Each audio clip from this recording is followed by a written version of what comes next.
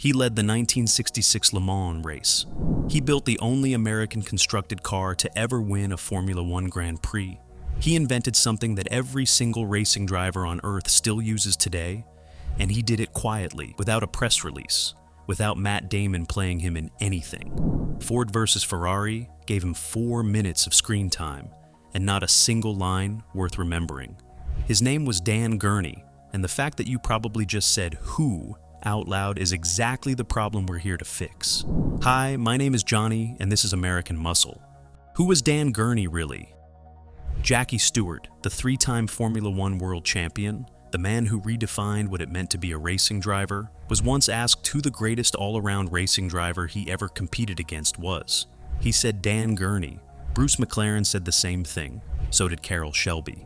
So did practically every serious racing man of that era who was willing to be honest about it. Dan Sexton Gurney was born on April 13, 1931. His family moved to Riverside, California when he was 17, which meant he grew up within driving distance of the very racetrack where Ken Miles would later die. Make of that geography what you will. He discovered racing the way most young men of that generation discovered it, through absolute recklessness at the wheel of cars that had no business going as fast as he was taking them. What set Gurney apart immediately wasn't just speed, it was the combination. He was 6 feet 4 inches tall in an era when racing cars were built for men who were roughly the size of determined jockeys. He had to fold himself into cockpits like a man trying to fit into a carry-on bag. And yet, once he was in, something happened. The car became an extension of him in a way that teammates and rivals noticed immediately and struggled to explain. He was, by every account, the opposite of the combustible, temperamental racing driver archetype. Soft-spoken, self-deprecating, the kind of man who remembered the names of mechanics he had worked with once, 10 years earlier, and asked after their families. Carroll Shelby, who was not exactly known for handing out compliments freely, once said that Dan Gurney was the finest gentleman he ever met in motor racing. High praise from a man who met most of them. The cruel irony of Gurney's legacy is this: he was more famous in Europe than in America for most of his career. The continent that America was trying to embarrass at Le Mans knew exactly who Dan Gurney was. The country he was racing for largely did not. And that European fame, that transatlantic distance, is a large part of why Hollywood looked right past him when it came time to tell the story of Ford versus Ferrari. Because Hollywood needs its heroes to be legible, simple, understandable in a 2-hour film. Dan Gurney was too many things at once to fit that frame, and so they left him out. Mostly. The Formula One years Hollywood erased is a fact so extraordinary that I want you to put down whatever you're drinking before I tell you, because I'm not responsible for what happens to your furniture. On June 11th, 1967, Dan Gurney drove a car that he had designed, that his team had built, powered by an engine his team had developed, across the finish line in first place. He won a Formula One Grand Prix in a car he built himself. No American has ever done that before. No American has ever done that since. In 60-plus years of Formula One racing, that achievement belongs exclusively to Dan Gurney, and approximately 12 people outside of hardcore motorsport circles know it happened. The car was called the Eagle Westlake. It was gorgeous, long, low, painted in the American racing colors of blue and white, and it was the product of Gurney's own company, All American Racers, which we'll get to in a moment. The Spa circuit in 1967 was not the sanitized barrier-lined track it would eventually become. It was 17 kilometers of public road through the Ardennes forest, where the trees came right up to the edge of the tarmac and the weather could turn from sunshine to torrential rain between one corner and the next. It was, in the most literal sense, dangerous. Gurney won it anyway, and then he did something in the victory celebration that we'll come back to, because it matters more than almost anything else in this story. Before all of that, there were the apprenticeship years. He was competitive everywhere he went, which is not as common as people assume. Many drivers are fast in the right car and invisible in the wrong one. Gurney was fast in everything, a quality that told the people paying attention everything they needed to know about where the speed was actually coming from. By the time Ford came calling about Le Mans in the mid-1960s, Gurney wasn't some promising talent Ford was developing. He was one of the most experienced and decorated racing drivers on the planet, He was also, critically, an engineer. Not just a man who understood cars, but a man who could sit down with a design team and explain precisely what needed to change and why. The film gave that quality to Ken Miles because the film needed one hero. What Ford versus Ferrari got wrong about Gurney at Le Mans. Let me tell you what Ford versus Ferrari actually got wrong about Le Mans '66, because the film's version is accurate the way a highlight reel is accurate. Technically true, completely misleading. The film shows Ken Miles leading, Ferrari challenging, corporate politics swirling, Dan Gurney appearing occasionally in the background, saying something sensible that nobody listens to, which, honestly, tracks. Here's the reality. For the first half of the 1966 Le Mans race, the man at the front wasn't Ken Miles. It was Dan Gurney. Paired with Jerry Grant in a GT40 Mark II, Gurney was setting pace, posting lap times that were making the Ferrari pit wall genuinely uncomfortable. Miles was in the hunt, but Gurney was leading. Then, with 6 hours left, his engine blew. Car pushed into the garage. Done. Only after Gurney retired did Miles inherit the lead. The dominant performance the film shows, you only looked that way because Dan Gurney was already sitting in the garage watching it on a monitor. The film doesn't tell you that. Because if it did, you'd spend the entire third act asking the wrong questions about the wrong Ford driver. Then there's Sebring. The film skips it. At the 1966 12-hour race, Gurney and Miles were fighting each other harder than their actual opponents, until Gurney's car broke on the final lap. He got out and started pushing it toward the finish line by hand. He was disqualified. Miles won. And the engine that failed got shipped back to Detroit, torn apart, fixed, and never failed at Le Mans again. Gurney's catastrophe at Sebring directly contributed to Ford's Le Mans victory 2 months later. The film doesn't mention that either. Are you noticing a pattern? The Gurney Flap. All right, this is the part where I need you to stay with me, because we're about to talk about aerodynamics, and I know that sounds like the part of the video where you check your phone. Don't check your phone. This is genuinely remarkable. At some point in the 1960s, Dan Gurney noticed something. The wings being fitted to racing cars to generate downforce, to push the car into the track and increase grip, were losing efficiency at their trailing edges. The airflow was separating. The wing wasn't doing its full job. Gurney, being Dan Gurney, thought about this problem and came up with a solution so simple that the engineers who heard it probably felt mildly embarrassed they hadn't thought of it first. He bent up the trailing edge of the wing, just a small upturned lip. A few centimeters of metal curled upward at the very back of the aerodynamic surface. It increased downforce. It didn't meaningfully increase drag. It worked. That's it. That's the invention. It sounds almost too simple to matter, and it is now found on virtually every racing car on the planet. Formula One cars, NASCAR machines, IndyCar, MotoGP bikes, fighter jets, commercial aircraft.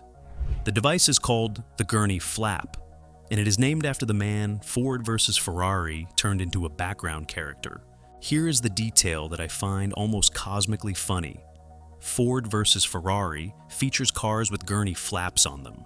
You can see them in the racing sequences, those small upturned lips on the trailing edges of the GT40's aerodynamic surfaces. The film uses Dan Gurney's invention in almost every racing shot, and manages to never once mention the man who invented it. That is an achievement of a very specific kind. I'm not sure it's the good kind. The Gurney Flap is not a footnote in motorsport history. It is a fundamental piece of the physics of going fast, and it came from a man who figured it out through a combination of engineering instinct and competitive necessity.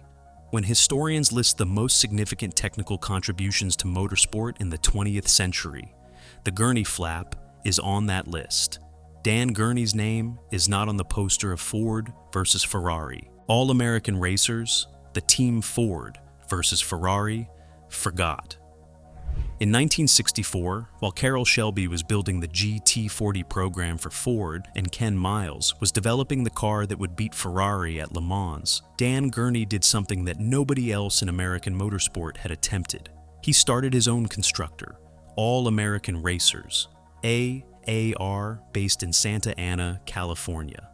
The stated mission was almost offensively ambitious: to build American racing cars that could compete at the highest levels of international motorsport. Not to take someone else's chassis and tune it, not to buy a European design and badge it differently, to build cars from scratch in America. The Eagle Formula One car that Gurney drove to victory at Spa in '67 was an AAR product. The Eagle Indy car that came within a mechanical failure of winning the Indianapolis 500 was an AAR product. Dan Gurney is the only man in history to have won races in Formula One, in cars from multiple different manufacturers, across completely different disciplines of the sport. That breadth of achievement has no parallel in American motorsport history. Mario Andretti came close, AJ Foyt came close. Nobody else has actually done what Gurney did across that range of competition. And All-American Racers, the team he built to do it, still exists today. It is one of the longest continuously operating racing teams in American history, still running, still competing, still carrying the name of a man that Ford versus Ferrari reduced to a supporting role. What Gurney said about Le Mans and Miles, one of the things that makes Dan Gurney genuinely difficult to write about is that he was not a complainer, not publicly, not about the things that would have given him every right to complain. After the 1966 Le Mans race, when the photo finish controversy stripped Ken Miles of his victory in the most procedurally absurd way imaginable, Gurney didn't insert himself into the narrative. He was already out of the race. His engine was already dead.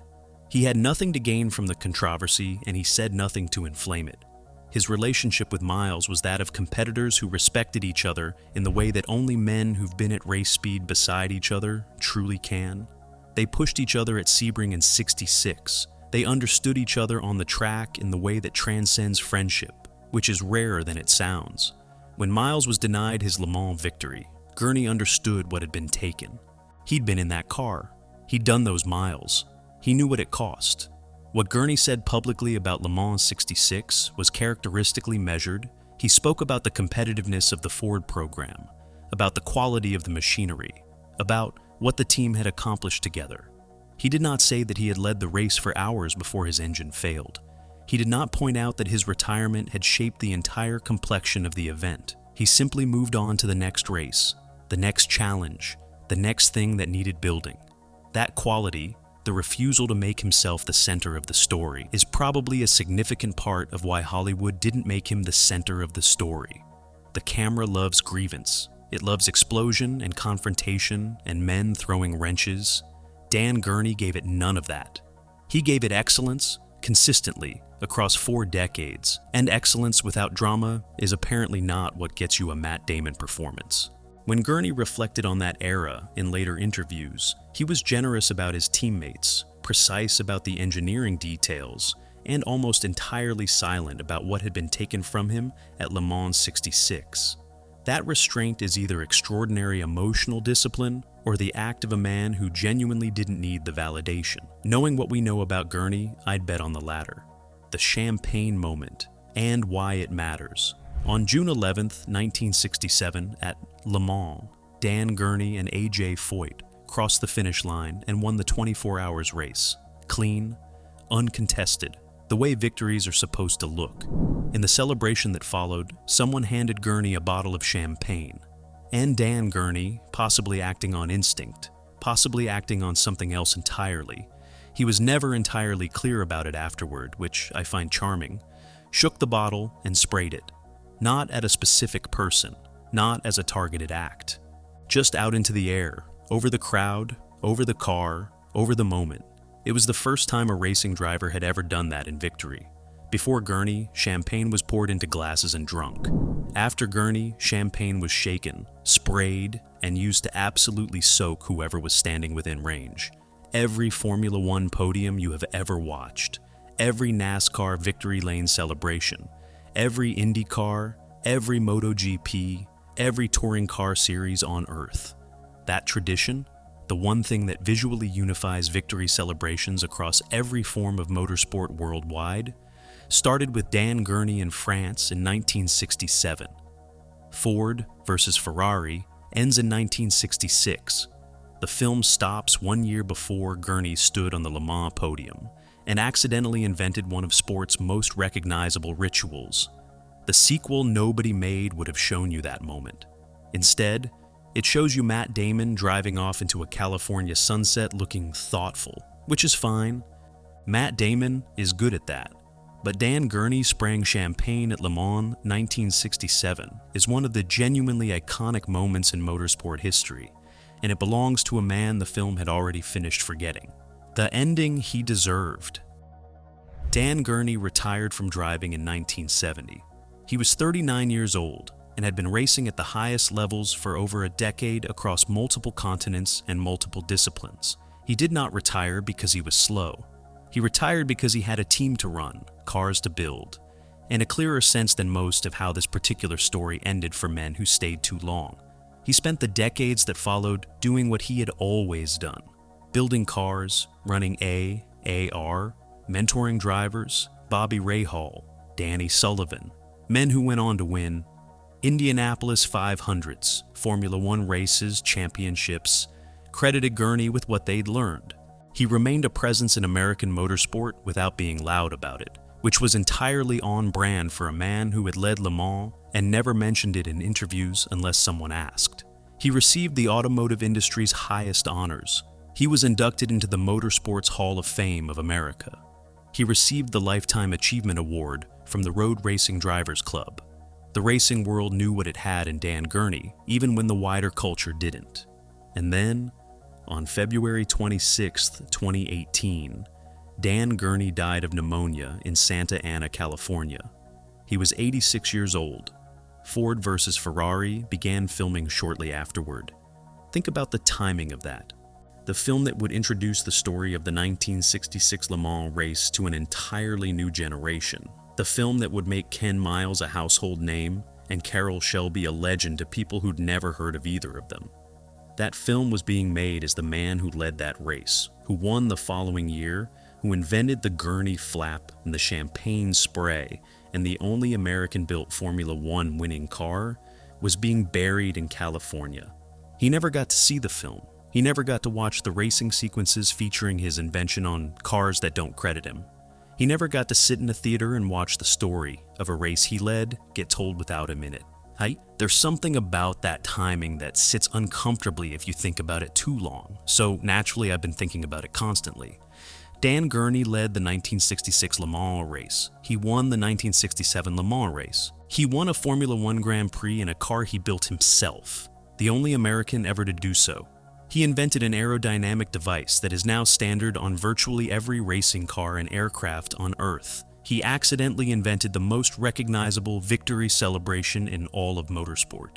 He built a racing team that is still operating 60 years after he founded it, and he did all of it with a gentleness and a dignity that the people who knew him never stopped remarking on. The film gave him 4 minutes and no lines worth remembering. Ken Miles deserved better from history. Carroll Shelby eventually got a complicated, full, deeply human legacy documented across multiple films and biographies. Dan Gurney deserved a film of his own. Instead, he got a brief appearance, a polite nod, and the quiet indignity of watching his invention appear on screen without his name attached to it. His legacy is not a footnote. It is a foundation. The cars that raced after him were faster because of the Gurney Flap. The drivers who raced after him were better because of what he taught them.